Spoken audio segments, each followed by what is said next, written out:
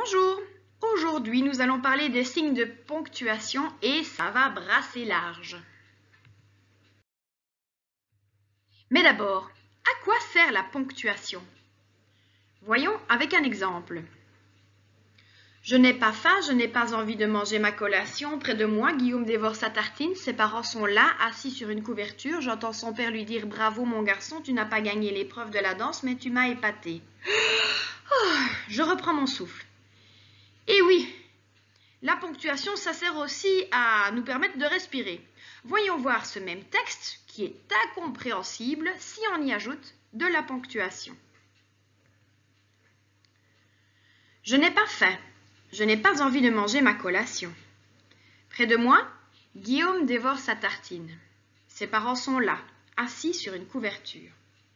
J'entends son père lui dire « Bravo mon garçon, tu n'as pas gagné l'épreuve de la danse, mais tu m'as épaté. » Tout de suite, ce texte est beaucoup plus compréhensible. Vous l'avez compris, évidemment, la ponctuation sert à la compréhension. Commençons par voir les plus courants, c'est-à-dire les points. Je voudrais aller au bord de la mer cet été. La mer est très agitée aujourd'hui. Les mesures Covid affectent le moral des citoyens. Vous l'avez compris, à la fin d'une phrase qui sert à déclarer ou à constater quelque chose, on met simplement un point.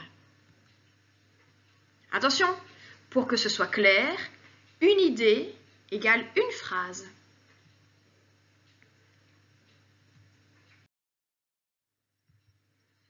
Ferme la porte. Bois de l'eau régulièrement pour être en bonne santé.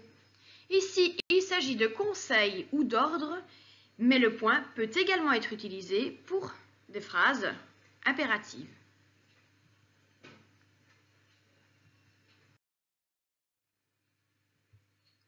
Veux-tu m'épouser? Quel temps fait-il? Là, il s'agit de phrases interrogatives. Nous utilisons donc un point d'interrogation. Le point d'interrogation permet de comprendre que c'est une phrase qui sert à poser une question. Comme la mer est belle! Quel horrible cauchemar j'ai fait! Tais-toi! Ici, il s'agit d'émotions fortes, d'émotions vives. Ce sont des phrases exclamatives.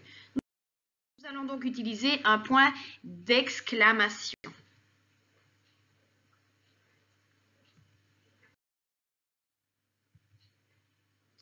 Après les points, vient la virgule.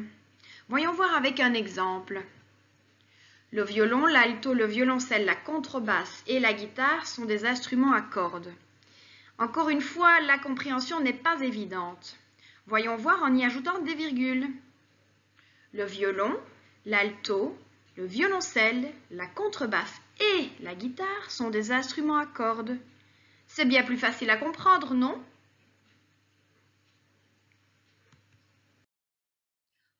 Autre exemple. Elle mit son maillot, décrocha son gilet de sécurité, courut vers le lac, prit le kayak et partit. Aïe, là encore, j'ai du mal à comprendre. Voyons voir avec des virgules. Elle mit son maillot, décrocha son gilet de sécurité, courut vers le lac, prit le kayak et partit. C'est beaucoup plus facile à comprendre, non?